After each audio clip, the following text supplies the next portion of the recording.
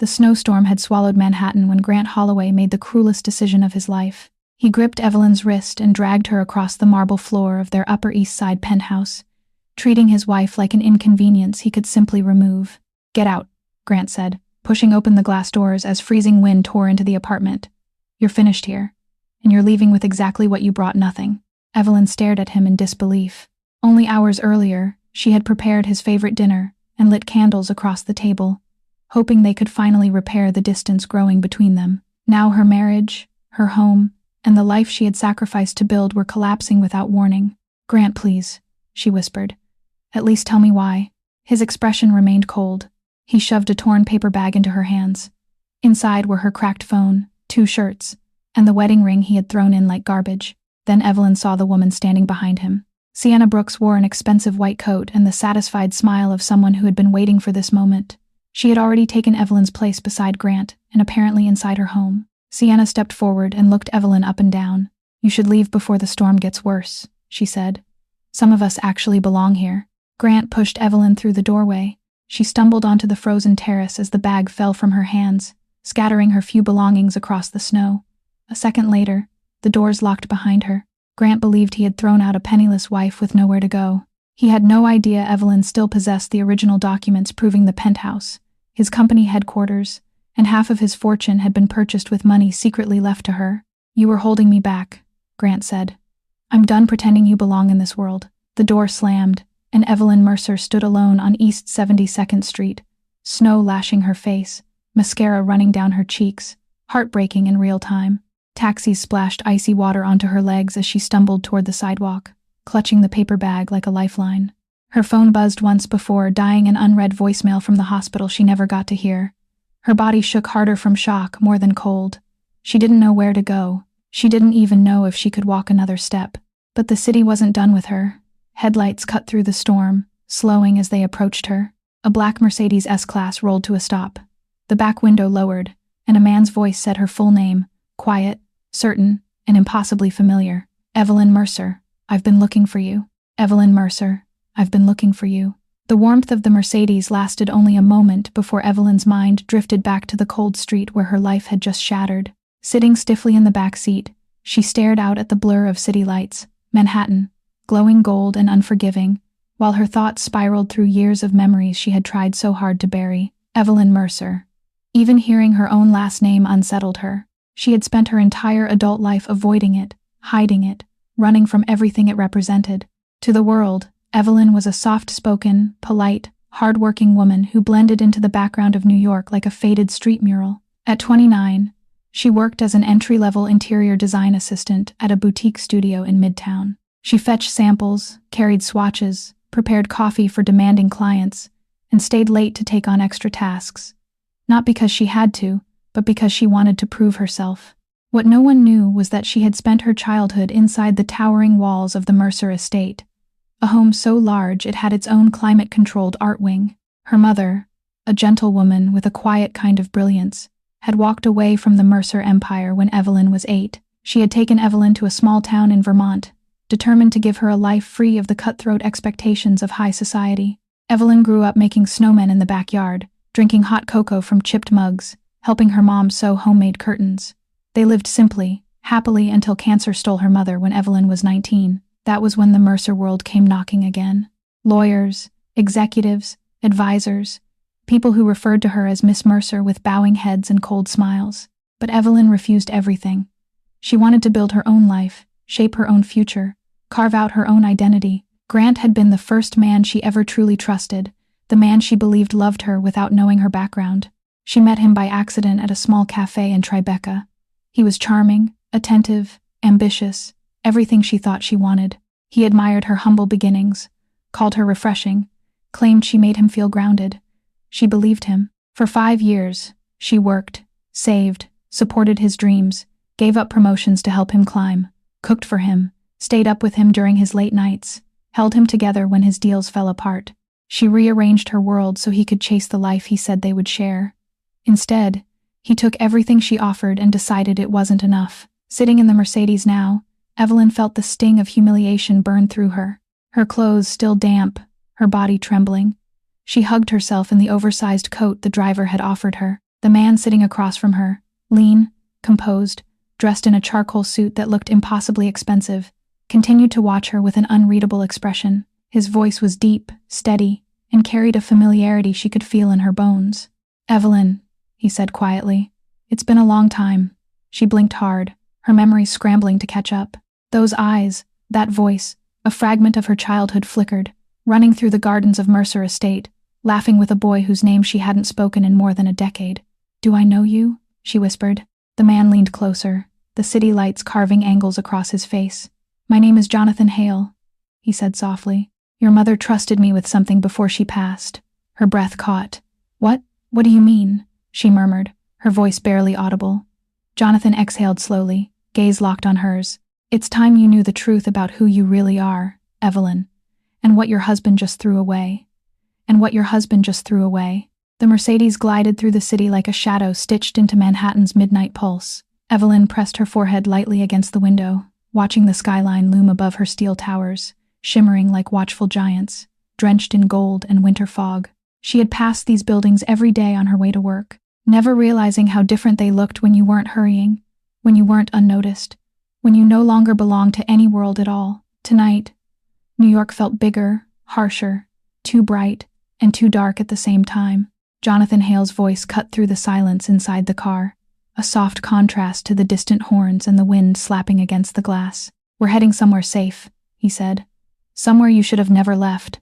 Evelyn didn't answer. She didn't trust her voice not to break. The city flowed past Fifth Avenue, wrapped in holiday lights, storefronts glowing with luxury displays she had only admired from the sidewalk. Tiffany & Co., Bergdorf Goodman Cartier, all the places Grant once promised they'd shop together after his big break. She had believed him, followed him, supported him, and he had replaced her with a woman who fit the world he desperately wanted to belong to. The car turned east, entering a quiet stretch of road lined with pre-war mansions and iron gates. It was a part of Manhattan that didn't feel real, where time stood still, and the wealthy moved like silent ghosts behind tinted windows. Jonathan glanced at her. "You remember Lenox Hill, don't you?" Her chest tightened. The Mercer Estate in the Hamptons wasn't the only home of her childhood. Her mother had kept a small brownstone here, a hidden piece of her former life before she disappeared from high society. "I haven't been here since I was a kid," Evelyn whispered. Jonathan nodded. "Your mother didn't want you growing up in the chaos. She wanted you to have a life she never had, but she always planned for you to return when the time was right." The car stopped in front of a townhouse that somehow looked both modest and magnificent. A soft glow seeped from the windows. Snow blanketed the stone steps, untouched and perfect. Evelyn stared. She remembered this place, the staircase she used to slide down as a child, the wooden bench where her mother read stories to her. She had forgotten it, buried it, locked it away. Jonathan stepped out first and opened her door. "Come inside, Evelyn. There's someone waiting." Her shoes sank into the fresh snow as she stepped out. The cold bit into her skin again, but this time she didn't flinch.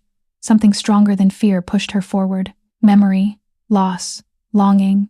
The townhouse door opened. Inside, the foyer glowed with warm amber light. The scent of cedarwood and winter spices floated in the air. Evelyn froze when she saw the man standing beneath the chandelier's silver hair, a tailored suit, and a presence that filled the entire room with quiet authority. Her heart pounded painfully. He was the last person she expected to see. A man who had vanished after her mother's funeral. "Hello, Evelyn," he said, his voice low and steady. "It's time we talked about your inheritance." Her breath vanished. Jonathan touched her shoulder gently. "He knows everything, Evelyn. He knows what Grant did." The older man stepped closer, eyes sharp with unspoken truths. "And he knows," he continued, "what's coming for you next. And he knows what's coming for you next." Then takes ended.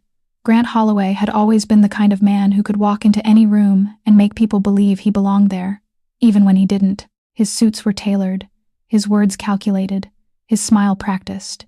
He wasn't born into wealth. He clawed his way toward it with a ruthless hunger that only grew sharper as he climbed.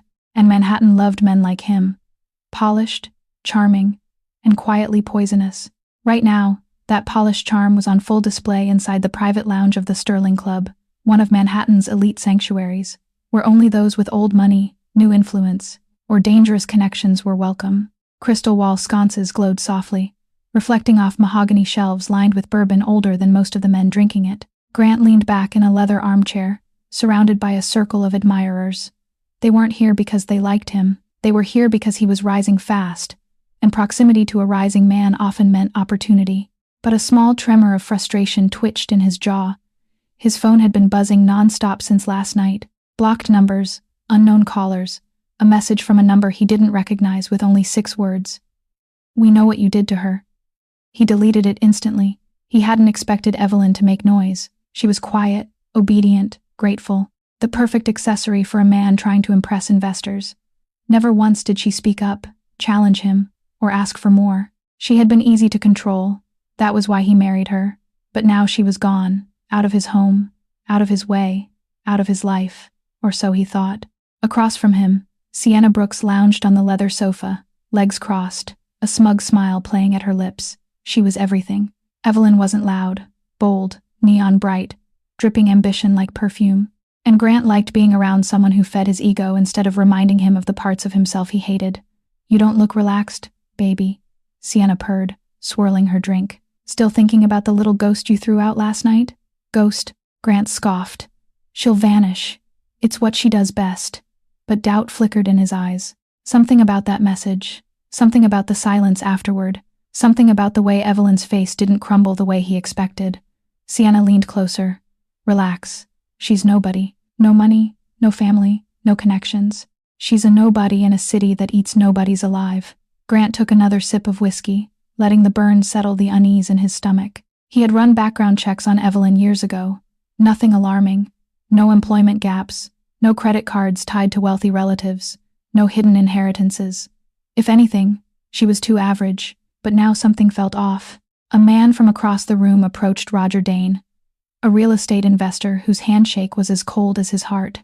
He crouched slightly beside Grant's chair and whispered, "You should keep a close eye on the Holloway Mercer case." Grant froze mid-sip. "Mercer?" The name stabbed through him like ice. "What case?" Grant asked stiffly. Roger adjusted his cufflinks. "The one involving your wife? Or should I say ex-wife?" Grant's pulse hammered. "What are you talking about?" Roger's smile was slow and cruel. "I'd do my homework if I were you. The wrong last name can sink a man." Grant shot up from his seat, breath shallow. "Mercer," he repeated, almost choking. "That's impossible." "Evelyn is Roger," cut him off with a tap on the shoulder. "Not who you think she is?" Sienna blinked, confused. "Grant, what's happening?" Grant's voice cracked on its way out. "I don't know." Roger leaned in one last time. "But you will. Very soon. Things are, but you will. Very soon." The morning of the hearing arrived with a sky the color of dirty silver, the kind of New York morning that seemed to predict disaster. Evelyn stood outside the New York County Supreme Court, clutching the collar of an oversized coat Jonathan had found for her. It smelled faintly of cedar and starch, far too clean for the chaos twisting inside her chest. Reporters swarmed the steps, their camera flashes slicing through the cold air. Evelyn kept her head down, but it didn't matter. Her name wasn't trending yet, but Grant's was. He had slipped enough money into the right pockets to make sure the story favored him. "Self-made man files for divorce from emotionally unstable wife." The headline made her stomach knot. Jonathan walked beside her, tall and steady, a silent fortress in a city full of knives. "Just breathe," he murmured. "Everything changes today if you can of that motivation." Inside the courthouse, the air felt stale, buzzing with low murmurs. Grant was already seated at the petitioner's table, surrounded by 3 lawyers in charcoal suits. He wore confidence like a crown, tapping his M-Lank pen against the table as if counting the seconds until he could watch Evelyn crumble in public. Beside him, Sienna Brooks sat with her legs crossed, wearing a white wool coat and a smirk that could cut glass. She whispered into Grant's ear, then shot Evelyn a pitying glance. Evelyn swallowed back humiliation and forced herself to sit. The bailiff called the case. Judge Holmes entered. A woman in her late 50s with sharp eyes and the expression of someone who had seen every kind of lie that money could buy. She glanced at both parties before adjusting her glasses. "Proceed," she said. Grant's lead attorney rose smoothly. "Your Honor, my client seeks a clean and immediate dissolution of marriage. Mrs. Holloway provided no financial contribution, displayed frequent emotional instability, and vacated the marital residence of her own will." "That's not true," Evelyn whispered, voice cracking. Jonathan squeezed her hand, a subtle reminder to stay calm. The attorney continued as if she hadn't spoken. "Furthermore, we request Mrs. Holloway received no spousal support as she has shown a pattern of the courtroom doors flew open. Dozens of reporters poured in, followed by a new wave of camera flashes. Someone shouted, "Mr. Holloway, is it true you were seen leaving the Sterling Club with Miss Brooks last night?" Grant stiffened. "No comment," the courtroom murmured. Sienna looked annoyed. This wasn't the kind of attention she wanted. Judge Holmes banged her gavel. "This is a court of law, not a press conference. Remove anyone who can't remain silent." But the damage was done. Eyes were everywhere on Grant, on Sienna, on Evelyn. Grant leaned forward, voice dripping venom. "You see what you've done? This is why I need to be rid of you." Evelyn felt the words slice straight through her. Her throat tightened, but she refused to look away. Jonathan rose slowly. "Your Honor, before this continues, we need to submit an important document now in our possession." The judge frowned. "What kind of document?" Jonathan nodded toward Evelyn, signaling her to reach into the worn leather portfolio he'd given her. Her fingers trembled as she pulled out the paper inside. A birth certificate. Her birth certificate. Grant barely glanced at it. Sienna smirked. "What? You think she suddenly has proof she's special?" But Judge Holmes froze the second. Her eyes reached the last line. Her spine straightened. Her expression changed. The courtroom fell deathly silent. "Mrs. Holloway," the judge said slowly. "Is your legal name Evelyn Mercer?" Grant's face drained of color. "Is your legal name Evelyn Mercer?" The courtroom dissolved into a blur the moment Judge Holmes said the name Mercer. The walls seemed to close in around Evelyn, shrinking, twisting, pulsing with the weight of a past she had never wanted to carry. Grant's face had gone ghost white, but she couldn't focus on him, couldn't focus on Jonathan, couldn't focus on anyone. All she heard was the pounding of her own heartbeat, loud and merciless. She stumbled out of the courtroom during recess, pushing through the double doors and into the hallway. The moment she felt cold air hit her skin, her composure cracked like thin ice. Her knees buckled and she gripped the marble railing just to stay upright. She didn't want this. She didn't want any of it. Jonathan rushed out behind her. "Evelyn, wait, just breathe." "I can't," she rasped. "Everyone is staring at me. They're whispering my name. Not Evelyn Holloway, Evelyn Mercer." Jonathan's voice softened. "Because it is your name." She shook her head frantically. "No, that name destroyed my mother. It ruined her life. She left all of it behind, and I promised myself I would, too." She pressed her hands against her face, fighting tears. But they came anyway, hot, relentless, humiliating. The hallway was too bright, too loud, too exposed. She slid down the wall until she was sitting on the cold floor, trembling. Memories crashed into her one after another. Her mother crying behind a locked door, lawyers visiting the Vermont home, men in tailored coats arguing about inheritance structure and risk to the family's public image. And now those ghosts were back. Jonathan knelt beside her. "Your mother would want you protected, Evelyn. Not broken. But I am broken," she whispered. Grant made sure of that. "He took everything, my dignity, my job, my home. I don't have anything left." "That's not true." "It is. Look at me." She wasn't the elegant woman the courtroom murmured about. She was the abandoned wife, the street-walking version of herself from last night. The one with the torn paper bag and the cracked phone. Jonathan reached out, took her shaking hands into his. "Evelyn, the world never took anything from you. Grant did. And you're letting him keep the power." A tear slid down her cheek. "I don't know how to fight him. I don't know how to fight any of this." "You don't have to," Jonathan said gently. "You just have to let the truth stand." She looked up at him, eyes red. "The truth is a weapon, Jonathan, and I'm the one afraid of it." There was a long pause before he answered. "Then maybe it's time," he said quietly, "to stop being afraid." The courtroom doors opened behind them. Reporters stepped out, chattering, searching for Grant first, then for her. Phones lifted, cameras pointed. Evelyn wiped her face quickly, panic surging again. "I can't go back in there," she breathed. "Not like this." Jonathan rose and offered his hand. "You're stronger than you think." She hesitated, staring at his hand as if it were a lifeline she didn't believe she deserved. Then a new voice cut through the hallway. Cold male, too familiar. "Well," Grant said, stepping out with a crooked smile. "Look who finally cracked."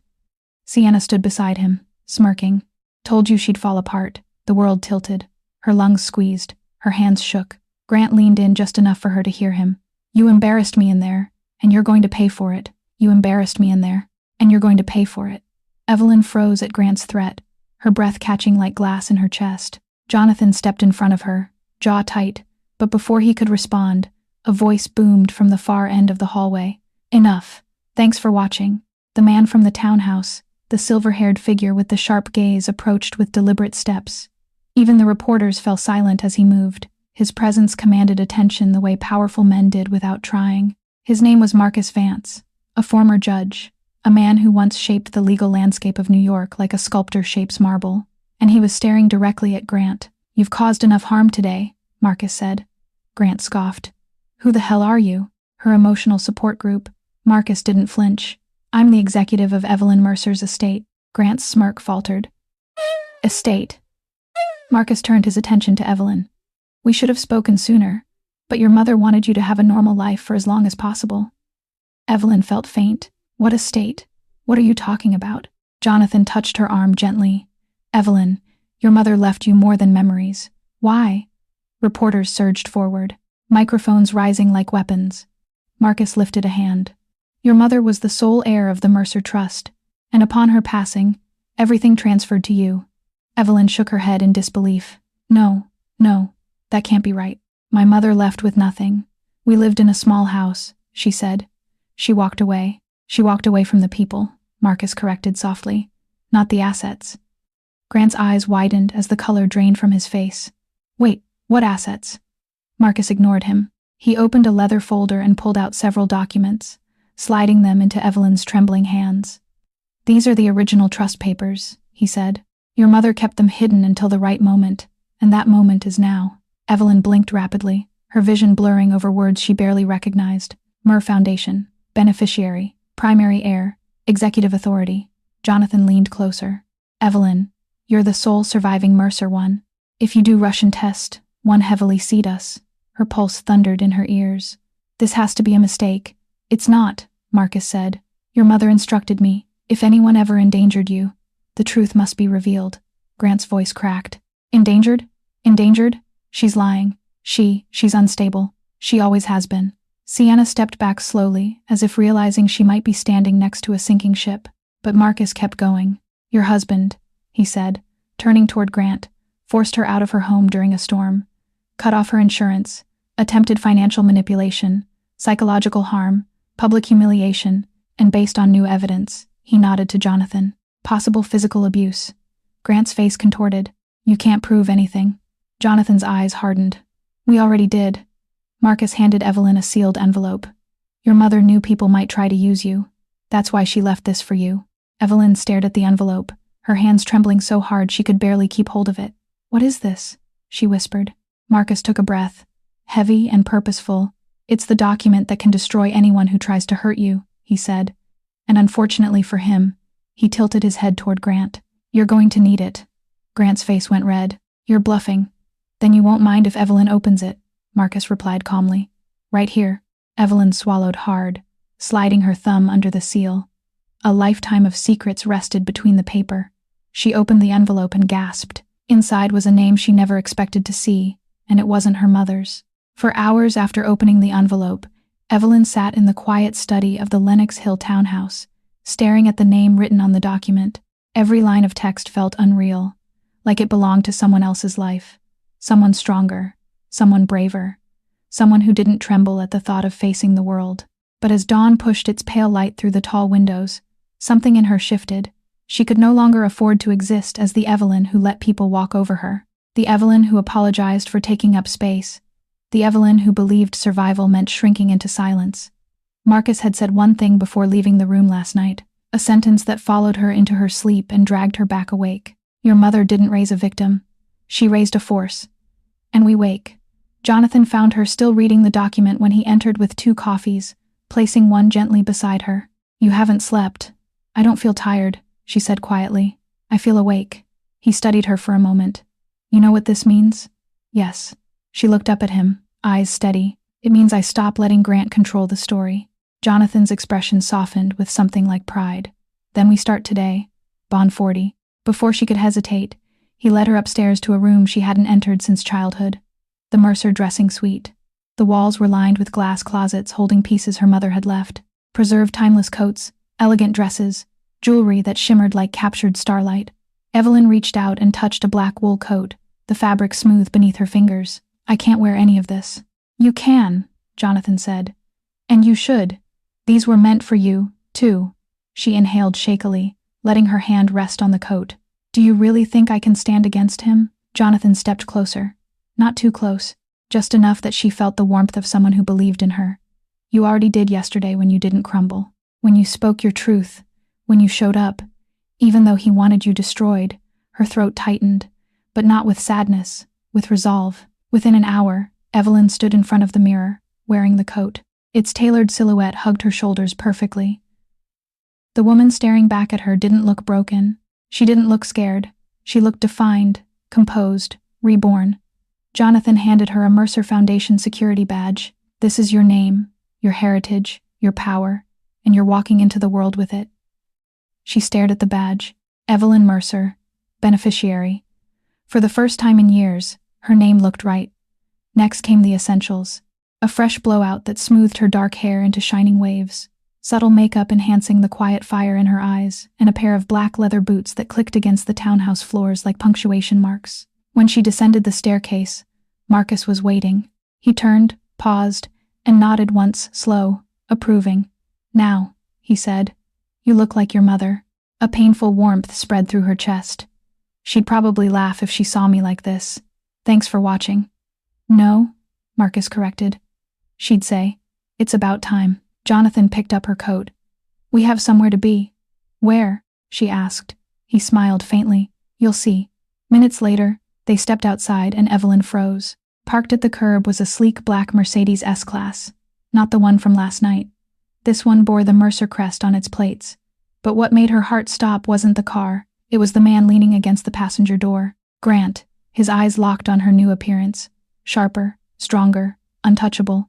His expression turned dark. You think this changes anything? He spat. You think looking like a Mercer makes you one? Evelyn held his gaze, her voice steady for the first time. I don't think it, she said. I know it. Grant's jaw clenched, and then Jonathan stepped between them. Back away, he warned. Grant's smile returned slow, venomous. Oh, I will, he said. But not before you hear what I found out about your mother. I know something about your mother, something you don't. The Mercer car cut through Manhattan traffic like a silent arrow, carrying Evelyn toward a destination she still wasn't sure she wanted to face. Grant's threat lingered in the air behind them, but Jonathan didn't slow, didn't look rattled. Marcus rode in the car ahead, coordinating something over the phone with a calmness Evelyn didn't yet understand. Where are we going? Evelyn finally asked. The Waldorf Grand, Jonathan replied. Grant is hosting a business lunch in there, and today you're going to walk in. Her stomach tightened. Why? Because he thinks he still owns the narrative. Jonathan said he doesn't. The car stopped at the entrance of the hotel. Paparazzi swarmed the steps, drawn by the promise of industry leaders, celebrities, and high-profile investors attending the luncheon. Evelyn swallowed hard as the doorman opened her door. She stepped out. Cameras flashed immediately. It wasn't for her, at least not yet. But the moment she emerged from the Mercer car, whispers spread like wildfire. Is that looks like the woman from the hearing? Why is she with Mercer Security? Jonathan offered his arm. Ready? She wasn't, but she nodded. Inside the grand ballroom, hundreds of guests mingled under chandeliers dripping with crystal.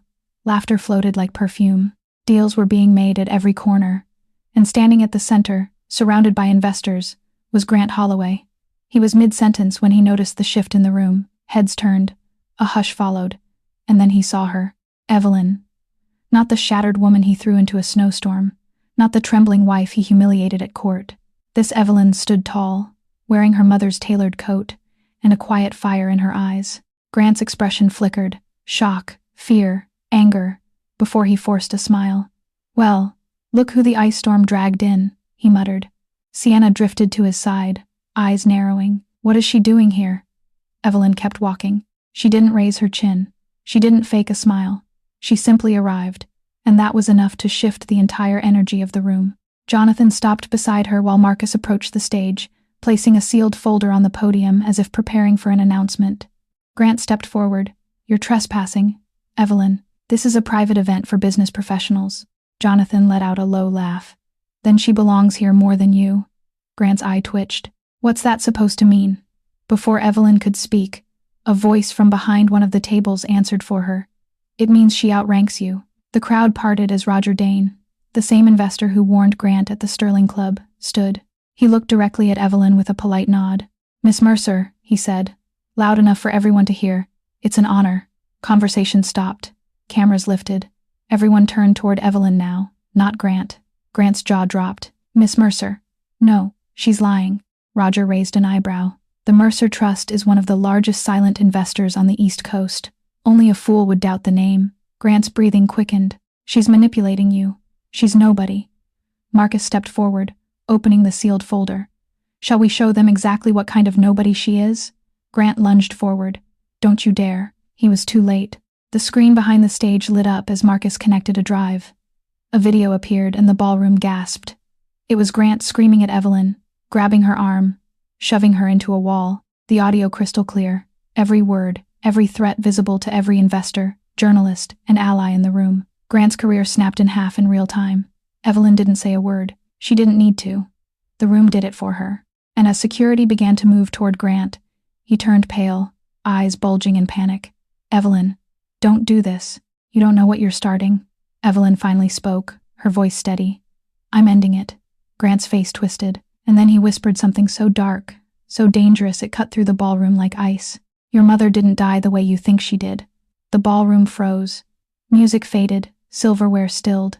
Investors who once praised Grant Holloway now stared at him with a mixture of disgust and fascination, as if witnessing the slow-motion collapse of a titan who had built his empire on borrowed charisma and hidden violence. But Evelyn barely registered the chaos around her. All she heard were Grant's words. Your mother didn't die the way you think she did. The sentence echoed in her skull, slicing through her like ice. Jonathan stepped closer, eyes sharp with warning, but Grant kept speaking, voice cracking under pressure. You think she got sick? You think it was just cancer and tragedy and timing? No, Evelyn, your mother was. Security grabbed his arms, but Grant twisted violently. She was killed because of who she was. Evelyn's breath hitched. Marcus moved toward her instantly, placing a steadying hand on her shoulder. He is lying, Marcus said firmly. Your mother's death was tragic, but natural. Grant barked out a bitter laugh. Natural? Nothing about the Mercer family is natural. Nothing about their deaths, their power, or the secrets they bury. Cameras flashed faster. The crowd held its breath. Roger Dane, still standing near the stage, crossed his arms. Olé, he drawled. You're either desperate or suicidal. Sienna finally snapped, grabbing Grant's arm. Stop talking. You're ruining everything. Watered down is. Everything's already ruined, he spat. She ruined it. Evelyn felt something inside her pull tight. Fear, doubt, grief, then snap. Grant, she said, her voice trembling, but loud enough to carry. What are you talking about? What do you know about my mother? Grant stared at her, chest heaving. For a moment, he looked almost human. Panicked, cornered, undone. Your mother didn't leave the Mercer world because she wanted to protect you, he said. She left because she was scared, because she uncovered something the family didn't want exposed. Marcus stepped forward sharply. Enough. You have no idea what you're talking about. Oh, don't I? Grant sneered. Then explain why the Mercer Foundation buried every piece of paperwork related to her last months. Explain why there's no public record of her final treatment. Explain why. He stopped. Not by choice. Jonathan had moved in front of Evelyn, eyes dark with a warning. Grant finally understood. You're crossing a line you can't return from, Jonathan said quietly. Grant swallowed, realizing too late that Jonathan wasn't the soft-spoken childhood friend he remembered. Jonathan was Mercer, trained, disciplined, strategic, dangerous when necessary. But still, the damage was done. Every investor, every journalist, every onlooker in the room now stared at Evelyn, not with judgment, but with the kind of hungry curiosity reserved for scandal wrapped in tragedy. Evelyn's breath came shallow. Jonathan, she whispered, is any of that true? Jonathan hesitated. A fraction of a second, but it was enough. Her chest tightened painfully. Marcus stepped in, voice firm. Your mother never wanted her past dragged into the light. She made her choices for you, not against you. Grant smirked as security dragged him back. Ask them, Evelyn. Ask them what they've been hiding from you. Ask them why they waited until now to show you who you really are. 2. Tura. Evelyn felt the ground tilt beneath her feet. Secrets. Lees. A family she barely knew. A past wrapped in shadows. Jonathan touched her arm. Evelyn, listen. But she stepped away from him, from all of them. I want the truth, she said, voice low, but steady. All of it. Her eyes lifted cold, clear, determined. And I want it now. Suddenly, the ballroom doors slammed open. A man in a gray suit strode in holding a sealed envelope with the Mercer crest. "Miss Mercer," he announced. "You need to see this immediately." She turned toward him, and everything else disappeared. The ballroom seemed to hold its breath as the man in the gray suit approached Evelyn with the sealed envelope.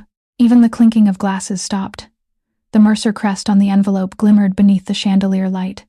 Heavy, dignified, unmistakable. Evelyn felt every gaze lock onto her, waiting for her next move. Jonathan reached out instinctively. "Evelyn, let's step outside. We should talk privately." But she didn't move. She was done being handled, done being sheltered, done having truths drip-fed to her, only when convenient. She took the envelope.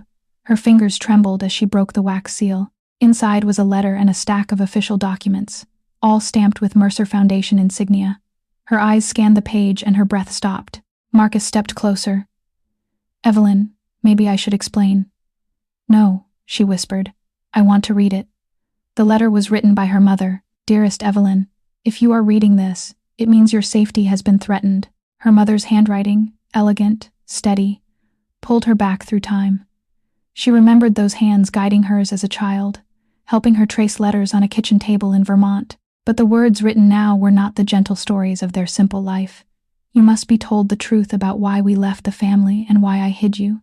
I was not only the heir to the Mercer Trust, I was also the whistleblower who uncovered corruption within it." Evelyn's throat tightened. Corruption within her own family. Her mother's letter continued. "I learned of financial crimes, political manipulation, and violent acts committed to protect the family's image.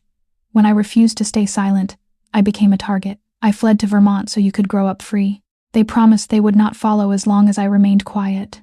Evelyn's vision blurred. "This can't be real." Marcus exhaled heavily. "Your mother faced a difficult choice, Evelyn. She protected you. She protected me by disappearing," Evelyn said, voice breaking. "She carried this alone until it killed her." Marcus lowered his head, a rare crack in his composure. "Your mother didn't want you living under fear.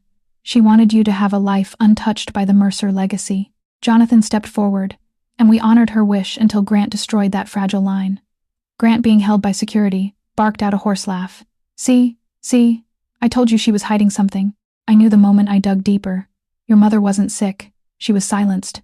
"Shut up," Jonathan snapped. "No," Evelyn whispered. "Let him talk," Grant smirked, sensing leverage. "Money may be clean on paper, but the blood behind it, not so much." Marcus moved toward him. "You know nothing about what happened because Oh, I know enough," Grant sneered. "I know her mother's medical records were sealed. I know the death certificate was altered, and I know someone in this room had something to do with it." Evelyn's breath caught. "Who?" Grant looked straight at Marcus, and Evelyn's world tilted. "Ask him," Grant said. "Ask Marcus Vance why he was the last person to see your mother alive." The room erupted into gasps. Jonathan grabbed Evelyn's arm. "Don't listen." But Evelyn stepped away from them both. Her heart hammered violently. "Marcus, is that true?" Marcus's silence said more than any confession could. He finally spoke, voice low. "Your mother called me the night before she died. She was scared. She thought someone from the family had found her. And you didn't protect her," Evelyn whispered. His jaw tightened. "I tried." "Did you?" she asked, eyes filling. "Or were you protecting the family instead?" Marcus didn't answer. Evelyn took a shaky step back, her mind unraveling, the foundation of her identity cracking under the weight of betrayal. She felt the room closing in. Then Jonathan stepped toward her, eyes fierce. "Evelyn, there's something you need to know. Something I didn't tell you. Something that changes everything." She turned, breath unsteady. "What is it, Jonathan?" He hesitated, tortured, then finally spoke. Evelyn stared at Jonathan, her pulse thundering in her ears. His eyes, usually steady, grounding, were now haunted, conflicted, as if he'd been carrying a truth so heavy it had carved cracks in him long before this moment. "Jonathan, what didn't you tell me?" He took a slow breath. "Your mother didn't call only Marcus the night before she died. She called me too." The room seemed to lurch sideways. "You?" Evelyn whispered. Grant barked out a bitter laugh. "Of course. The loyal childhood friend, the one always hanging around the edges. What a surprise. Heiress." Jonathan ignored him. "Your mother trusted me, Evelyn, more than anyone else. She told me she had proof, real proof of the corruption inside the Mercer Trust. She had documents, audio recordings, everything. Marcus's jaw clenched. You shouldn't be saying this, Jonathan continued. Anyway, she told me she finally had enough evidence to expose everything. She said it was time to bring the truth to light, but she didn't want to involve you yet. She wanted you safe, far from all of it. It's credible. Evelyn's stomach twisted, and then she died. Jonathan nodded slowly. The next day, the room was silent except for the distant hum of the hotel's ventilation system, as cold and sterile as the secret suffocating everyone in it. Evelyn's voice cracked. So, you think someone killed her? Jonathan hesitated a fraction too long. That's what she feared. Evelyn felt her knees weaken. Her mother, her gentle, strong, loving mother, had lived her last weeks in terror, alone, hunted without her daughter's knowledge. The guilt hit her like a physical blow. Why didn't you tell me sooner? She whispered. Jonathan ran a hand across his face. Because I promised her I wouldn't. She wanted you to have the life she couldn't. She wanted you free from the Mercer name, from the danger, from the weight, and after she died, I thought the only way to honor that was to keep you away from everything. Evelyn shook her head, tears burning. You should have told me. If you can trust Adele, I know, he breathed. Every day since I wondered if I made the wrong choice. Grant seized the moment like a vulture. They're liars, Evelyn. All of them. The Mercer name is poison. Your mother tried to escape and they dragged her back under. Ask them how many Mercer deaths were ruled accidents. Ask them how many people vanished after crossing the family. Ask them why they're suddenly so eager to help you. Sienna tugged at his arm. Grant, stop. No, Evelyn snapped, her grief sharpening into anger. Let him talk. I want every truth, even the ugly ones. Marcus stepped forward, expression steely, but not cold. Evelyn, your mother wasn't targeted by the Mercers.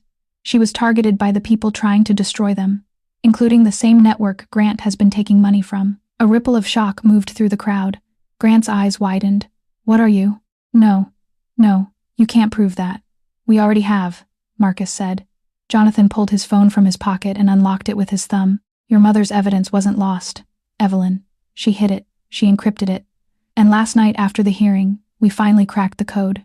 He raised the phone. On the screen was a folder labeled for Evelyn. Do not open until she is safe. Evelyn's breath caught. Inside were dozens of audio files, PDFs, scans of handwritten notes, business ledgers, maps, names, dates, details. A lifetime of fear, a lifetime of truth. Her mother hadn't died defeated, she died fighting. Jonathan's voice softened. She never stopped protecting you. Even in the end, Evelyn's tears finally fell. But beneath them was something new. Resolve, strength, fire. She wiped her cheeks and lifted her chin. Then it's my turn to protect her. At that moment, the ballroom doors swung open again. A federal agent entered, badge raised. Which one of you is Evelyn Mercer? The federal agent's badge gleamed under the ballroom lights. Too bright, too sharp, too real. Evelyn felt every set of eyes shift toward her, heat rising like a tidal wave. Grant stopped struggling against security. Sienna stiffened, Marcus straightened, and Jonathan stepped closer instinctively, shoulders squared. The agent approached Evelyn with calm, practiced authority. Miss Mercer, I'm Agent Carter with the Federal Bureau of Investigation. We need to speak immediately. Evelyn's breath caught. Am I under arrest? No, Carter said firmly. You're a protected witness, and you're now connected to an active federal investigation. A ripple of gasp spread through the room. Grant's face twisted. Protected witness? For what? She's the criminal here, not me. Carter shot him a stony glare. Mr. Holloway, you're already implicated in 3 counts of financial fraud, 2 counts of evidence tampering, and now potential involvement in the disappearance of classified documents. Grant's jaw dropped. What documents? Jonathan's tone was flat. The ones you stole from Evelyn's mother, Carter added, and the ones we now know were used to leverage illegal investments. We've been tracking the movement of those files for years. Sienna stepped back, panic rising. Grant, what did you get us into? Grant didn't answer. He couldn't. Carter turned back to Evelyn. Miss Mercer, your mother's evidence involves high-level players, political, financial, and criminal. You are now the primary heir to her information. That makes you both an asset and a target. Evelyn's pulse quickened. What kind of target? Carter hesitated. The kind enemies don't let walk away. Jonathan moved in front of her, protective instinct taking over. She's not leaving alone. That's a Vicyard. It's Aloe. It's spearing Tufas. Carter nodded. Good. We'll need you both. But we need to move now. Marcus cut in, voice low. Agent Carter, with respect. She shouldn't go anywhere without Mercer security. Carter didn't budge. Federal protection supersedes family security. Jonathan and Marcus exchanged a long, tense look. One Evelyn didn't understand. One layered with history and unspoken alliances. What aren't you telling me? She asked, voice taut. Marcus exhaled slowly. Your mother wasn't the only one who feared for her life.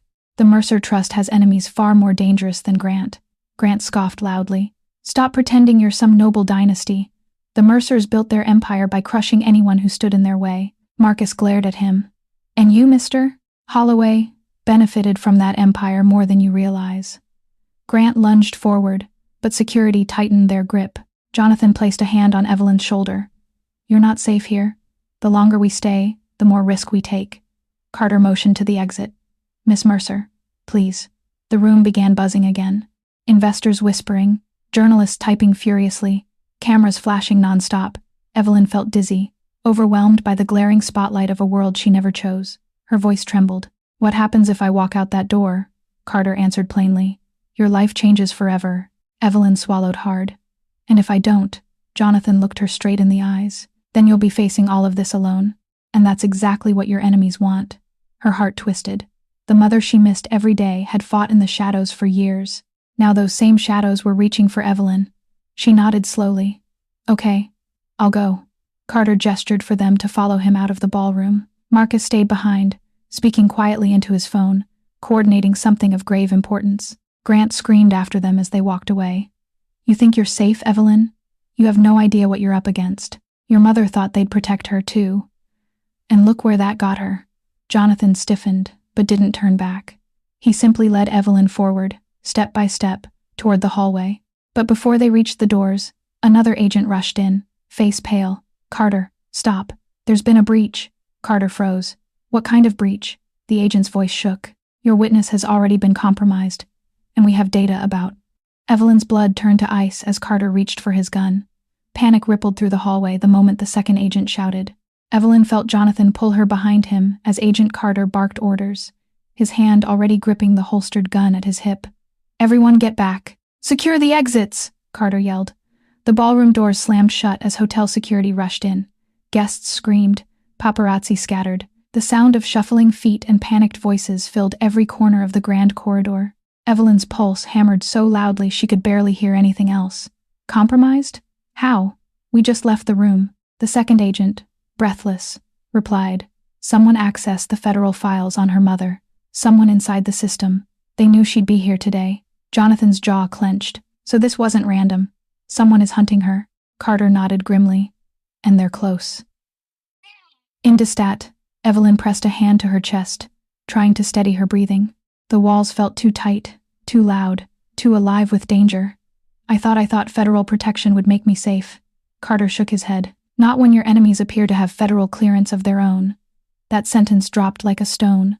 Jonathan looked straight at Carter. We need to move her now. Thanks for watching.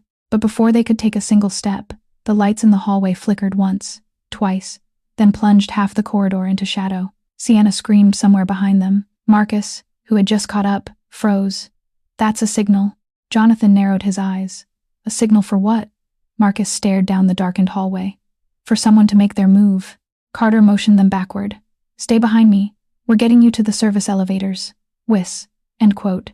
They started toward the corner where the staff access hallway began, but the moment Carter pushed the door open, he stopped dead. Inside the hallway, a lone figure stood waiting. A man in a gray coat, hands folded, face obscured by shadows. Evelyn felt her throat tighten. Who is that? Carter didn't answer. He pulled out his gun fully this time, voice low and commanding. FBI, drop your hands and step forward. But the man didn't move. He simply tilted his head. Jonathan's grip tightened on Evelyn's arm. This is wrong. We need to go the other way. But the other way was blocked. 2 security guards were rushing guests away, sealing off hallways. The man in the gray coat slowly reached into his pocket. Carter tensed. Don't do it. Don't you do it. But instead of a weapon, the man pulled out a small, sleek phone and held it up. On the screen was a single image.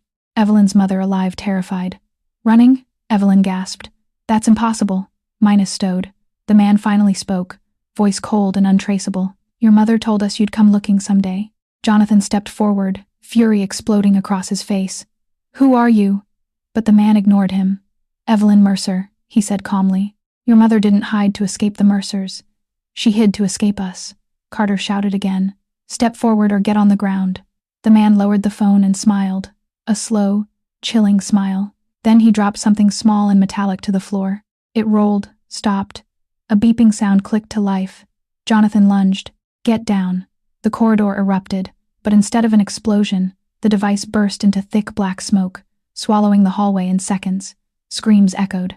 Carter grabbed Evelyn's wrist, dragging her down the adjacent stairwell as chaos detonated behind them. Marcus shouted orders through the darkness. Jonathan covered Evelyn with his body as alarms blared overhead. Through the smoke, Evelyn heard the man's voice one last time. Calm, certain, echoing like a warning carved in ice. You're next, Evelyn. Your mother was only the beginning. The stairwell shook as the smoke from the device above drifted downward, thick and suffocating. Evelyn coughed, clutching Jonathan's arm as Agent Carter urged them faster. Each step felt like it could collapse, each echo of footsteps behind them, a threat they couldn't see. Keep moving, Carter shouted. We need to get to the basement exit before the smoke reaches this level. Evelyn's legs trembled, the adrenaline thinning into fear. Who was that man? How did he know my mother? Jonathan pulled her close as they ran. We'll figure it out later. Right now, we survive. Behind them, Marcus pushed through the stairwell door, coughing hard. They're sealing off the upper floors. We don't have much time. Carter glanced upward, jaw clenched. He wasn't alone. Someone else triggered the fire alarms. They want the building evacuated. Evelyn nearly stumbled. Why? To get to me? Carter didn't answer. He didn't have to. They reached the next landing, but Evelyn froze when she heard faint footsteps somewhere below. Steady, controlled, getting closer. Jonathan stiffened. Someone's coming. Carter drew his gun. Stay behind me, Marcus whispered. It's too coordinated. They had eyes on us before we even left the ballroom. If that Roz and Dees, Evelyn swallowed the rising panic. So they're hunting us. A chilling silence answered her. The footsteps below stopped. A voice echoed up the stairwell, distorted, but unmistakably calm.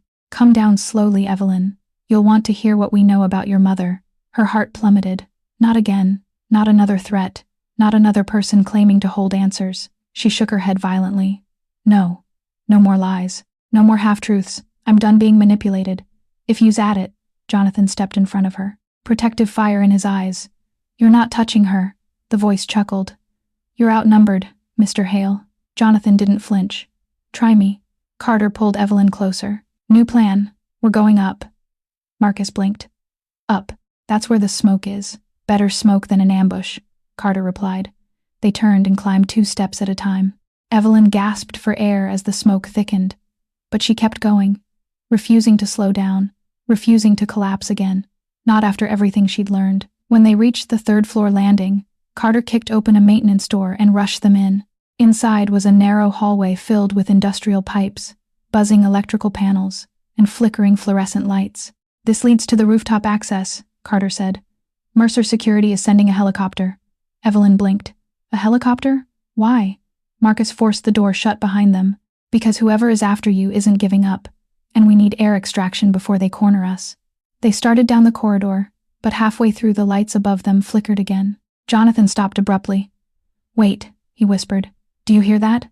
Evelyn listened. A low hum, mechanical, growing louder. Then suddenly, a loud metallic clang reverberated through the hallway. Carter whipped around. They're cutting the door. Evelyn's breath caught. We're trapped. Marcus pointed ahead. The service ladder there. They raced forward as the maintenance door behind them bulged inward, dents appearing with each hit. Carter helped Evelyn climb the ladder first. Her hands shook, but she forced herself up rung by rung, hearing Carter and Jonathan yelling below her. Then the door behind them burst open. Boots pounded into the hallway. Jonathan shouted, "Move, Evelyn!" She climbed faster, lungs burning until she pushed open the hatch and emerged onto the icy rooftop. Wind whipped her face. Helicopter blades thudded in the distance, approaching fast. Jonathan climbed out next, pulling her behind a ventilation unit. Carter scrambled out after him. Marcus was last, or he should have been, but he never appeared. Jonathan peered down through the hatch. "Marcus," he called. No answer. Then a shadow moved below, and a voice she recognized drifted upward.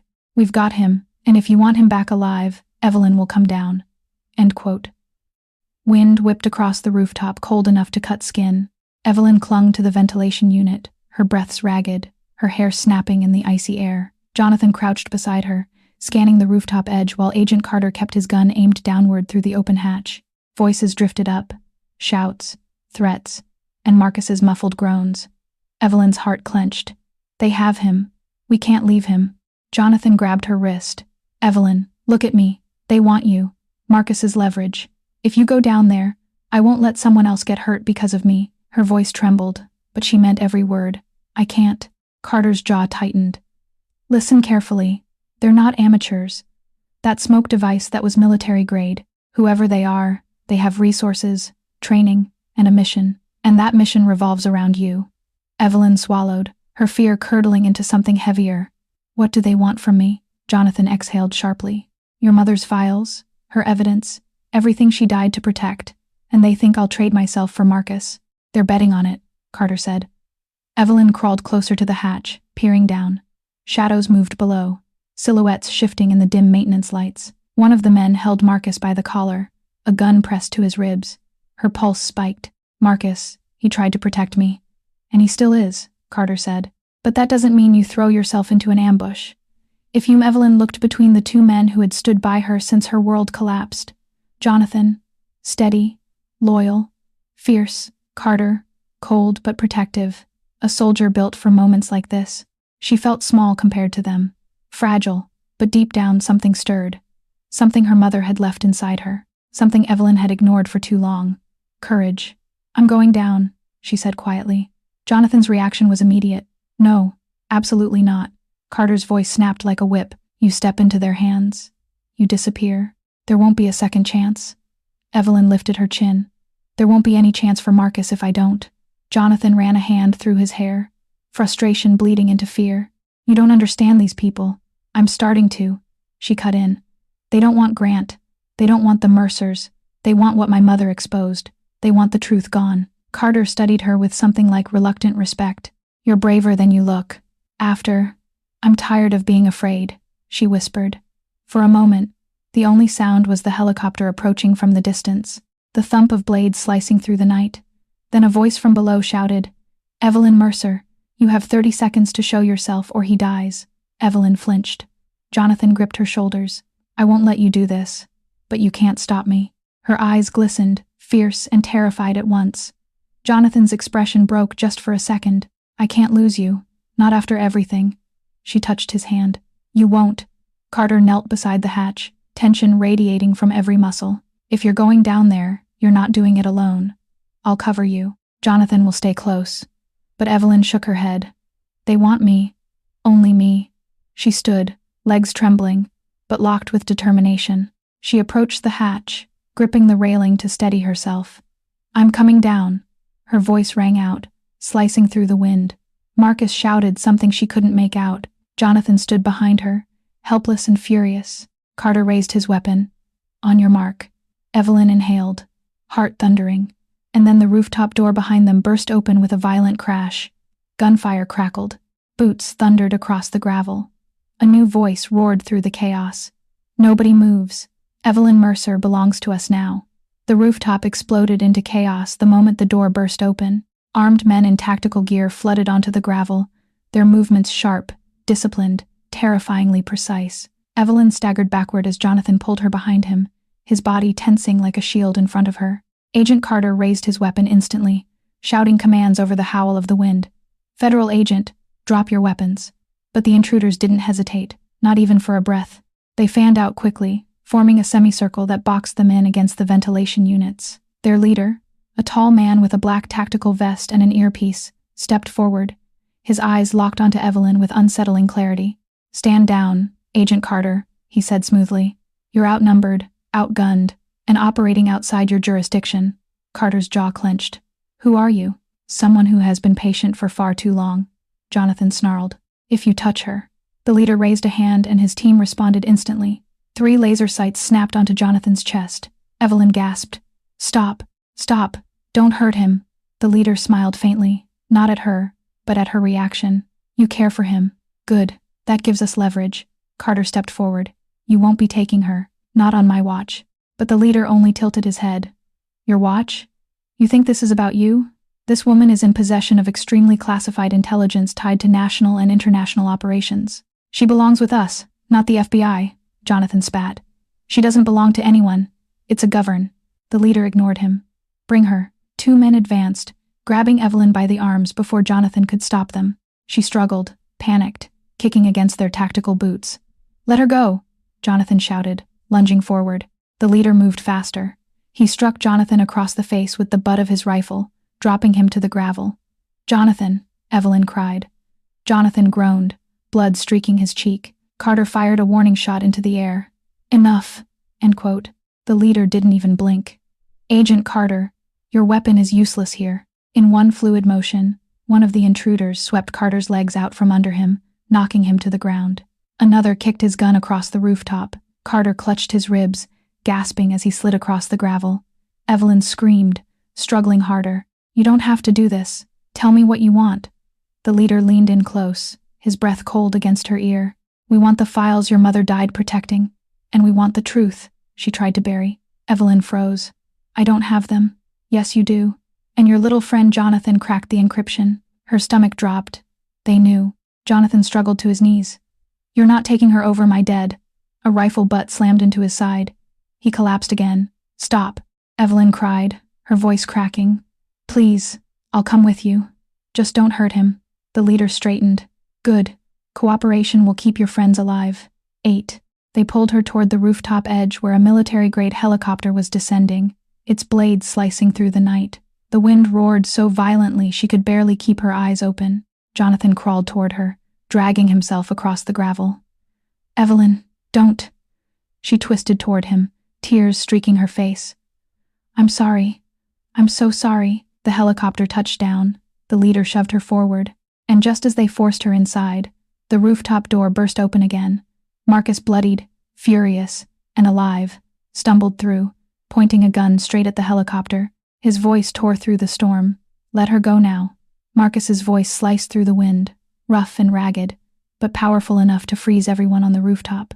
Snow whipped around him, clinging to his blood-stained shirt, his hair matted against his forehead. His gun trembled slightly, not from fear, but from the brutal fight he had survived to get here. Let her go, he roared again. The tactical team immediately shifted positions. 2 men raised rifles toward him. The leader, still holding Evelyn by the arm, didn't flinch. Well, the leader said calmly, I see you're harder to kill than expected. Marcus staggered forward, chest heaving. Touch her and I swear you'll do nothing. The leader cut in. You're injured, outnumbered, and past your usefulness. Jonathan, still on his knees, forced himself upright. Marcus, don't stand there. Get behind cover. Bees press it. Evelyn twisted against the man, restraining her. Let me go. Please, just stop. But the leader tightened his grip on her arm, digging his fingers into her coat. You're coming with us. Marcus raised his gun a fraction higher. She's not going anywhere. The rooftop fell still for one fragile heartbeat. Then Carter made the first move. He lunged sideways, grabbing a loose metal pipe from the ground and hurling it at the man closest to him.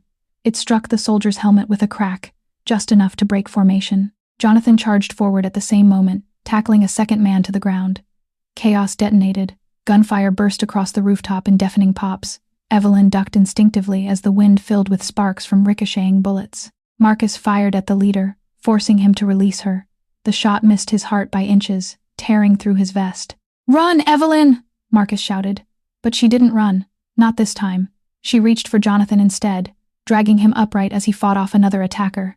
Carter grabbed her shoulder. Move! We're losing ground! Before they could escape, 2 more soldiers rushed the rooftop from the opposite side, pinning them between gunfire and the helicopter's blades. Evelyn stumbled back, gripping Carter's arm. Marcus fired again, but the leader ducked behind a ventilation unit. You're wasting your strength, Vance, he called out. You were warned to stay out of this. You made your choice. My choice, Marcus growled, was loyalty. Jonathan pulled Evelyn behind a metal crate. Stay low. They'll shoot anything that moves. But Evelyn's eyes locked onto the helicopter. Its side door was still open, and inside, she could see a console glowing blue, a communications hub, a control center, Something important. Something the men didn't want damaged. A plan sparked through her mind. Insane. Dangerous. But maybe their only chance. Jonathan, she whispered. I need a distraction. He stared at her like she'd lost her mind. What are you thinking? I can cut them off. Their comms, their reinforcements, everything. If I get to that helicopter? Absolutely not, he snapped. You'll get killed. We'll all get killed if they call for backup. Before he could grab her, she bolted. Evelyn, Jonathan shouted. Gunfire erupted behind her as she sprinted across the rooftop, snow and gravel flying under her boots. Carter fired cover shots. Marcus shouted, Warnings! Wind from the helicopter blades slammed against her, blinding her with cold. The leader saw her move and pointed. Stop her! A soldier lunged toward her. She ducked, slipped, caught herself, and dove into the helicopter. She slammed the door shut behind her as bullets pinged against the metal. Alarms blared inside the cockpit. Her shaking fingers reached for the console and froze, because sitting in the pilot's seat wasn't an empty chair. It was a man staring right at her, smiling. Hello, Evelyn. Your mother said you'd be fearless. Inside the helicopter, Evelyn froze. The man in the pilot's seat watched her with unsettling calm, as if he'd been expecting her reaction down to the breath. He was older than the others, with silver streaks cutting through his dark hair, a scar down his jaw, and eyes that held something she couldn't name. Knowledge, power, and something colder than both. Who are you? Evelyn whispered. The man tilted his head. My name doesn't matter. What matters is that your mother trusted me enough to predict this moment. She said you'd come looking for the truth. Her fingers tightened on the seat. You knew her? Knew her? He chuckled. Evelyn, your mother saved my life, and I failed to save hers. Her blood chilled. What do you mean? He reached slowly into his vest and pulled out a small metal device the size of a thumb drive. Sleek, black, encrypted. He held it out to her. This, he said, is the missing piece of your mother's files. Without it, everything she uncovered remains incomplete. Evelyn stared, heart pounding. Why give it to me? Because the people out there, he gestured toward the rooftop where gunfire still echoed, want to destroy the truth. And your mother wanted you to finish what she started. Evelyn swallowed hard. So, you're on my side? His expression darkened. At this moment, yes. But if you fail, no one will be able to help you. Before she could respond, bullets slammed into the helicopter's exterior. The cockpit shook violently. Jonathan's voice screamed from outside. Evelyn, get out of there! The pilot's eyes flicked toward the rooftop. He cares for you. Good. You'll need people who do. He suddenly grabbed the helicopter controls. Hold tight. What are you doing? Evelyn shouted. Buying you time. The rotors roared. The helicopter lifted 2 feet off the rooftop, just enough to throw the tactical formation into chaos.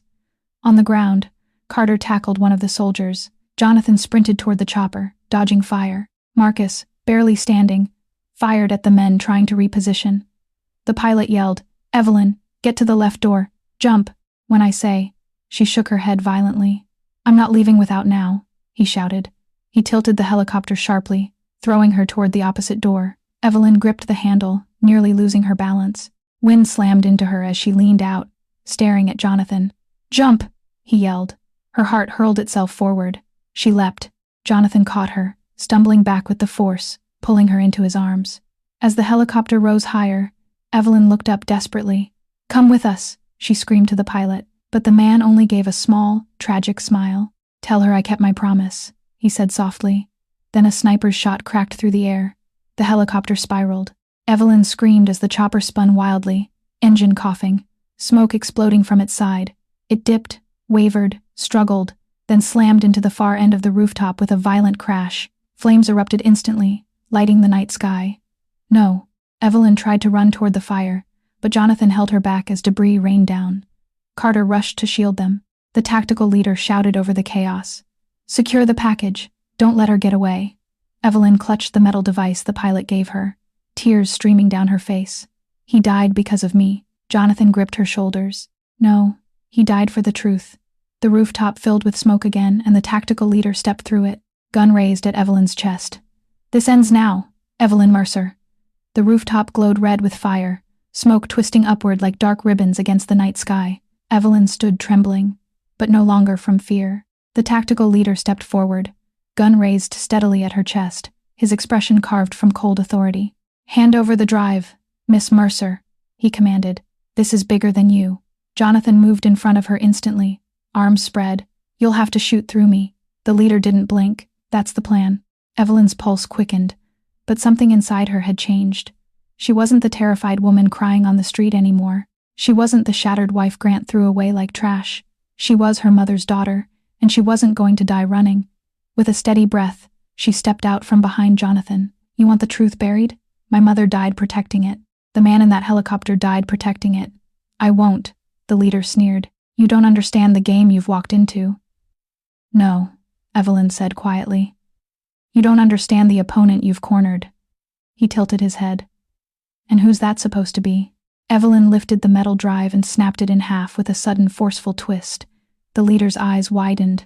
"No." But before he could react, Carter lunged, tackling him to the ground. The gun skidded across the gravel. Jonathan kicked it away. Marcus, having survived the earlier assault, stumbled forward and helped Carter subdue the remaining soldiers. Shouts filled the rooftop as reinforcements from Mercer security swarmed in, emerging from the adjacent tower rooftop via zip line. Clean, tactical, precise. The intruders realized too late they were outnumbered. Within seconds, the rooftop was reclaimed. Evelyn stood frozen, staring at the broken pieces of the device in her hand. "I'm sorry," she whispered to no one and everyone. "I couldn't let them take it." Marcus approached slowly, resting a hand on her shoulder. "You didn't destroy the truth," he said gently. "Your mother gave us duplicates. The real files are already in federal hands." Evelyn exhaled, relief crashing over her like a wave. Jonathan turned her toward him, brushing a tear from her cheek. "You did the impossible. You saved yourself. You saved all of us." She leaned into him for a moment, exhaustion melting into the warmth of someone who had stood by her through every storm. Carter approached next, nodding respectfully. "Miss Mercer, the charges against Grant Holloway have escalated. He will be indicted under multiple counts, including conspiracy, fraud, coercion, and obstruction of justice." Evelyn swallowed. "And the others, the ones who hunted my mother?" Marcus's eyes hardened. "They'll be dismantled piece by piece. Your mother's legacy won't die in the shadows." The fire on the far end of the rooftop began to die down. Emergency teams rushed past, securing the remains of the helicopter. Evelyn turned away, tears glistening, but Jonathan gently lifted her chin. "He died to protect you. That means he believed in who you could become." "And who is that?" she whispered. "A woman who survived hell and still stood taller than anyone expected." For the first time in days, Evelyn let herself breathe deeply. A sunrise began to bleed over the Manhattan skyline. Soft gold, gentle, steady, a new beginning. Jonathan reached for her hand, fingers brushing hers with a quiet tenderness. "Evelyn, whatever comes after this, you won't face it alone. Not unless you choose to." She looked up at him, eyes warm with something she hadn't felt since her mother died. Hope. She squeezed his hand back. A silent answer, but a certain one. Together, they walked toward the stairwell, where a new future waited. Evelyn stood beneath the first light of dawn as the final embers of the rooftop fire faded behind her. The danger was over. Grant's betrayal had been exposed. The secrets surrounding her inheritance were finally uncovered, and everything others had tried to steal now belonged to her again. Hers to claim, hers to build, hers to live. For years, Evelyn had believed survival meant enduring pain quietly and waiting for someone else to recognize her worth. But she no longer needed permission, approval, or rescue. She had chosen herself. The home ahead of her would not be built on fear. The future waiting beyond that rooftop would not be controlled by Grant, Sienna, or anyone who had mistaken her kindness for weakness. Marcus Aurelius wrote, "What stands in the way becomes the way." Evelyn had not chosen the betrayal, danger, or loss that changed her life. But she chose what those experiences created. They created courage. They created clarity. And they created a woman who would never again remain where love demanded her silence. As the sun rose over Manhattan, Evelyn took one final look at the ashes behind her and walked away without regret. That night had closed the door on the life others designed for her. Morning opened the door to a life Evelyn Mercer finally owned. Her husband took everything in the divorce. Then the judge heard her real last name.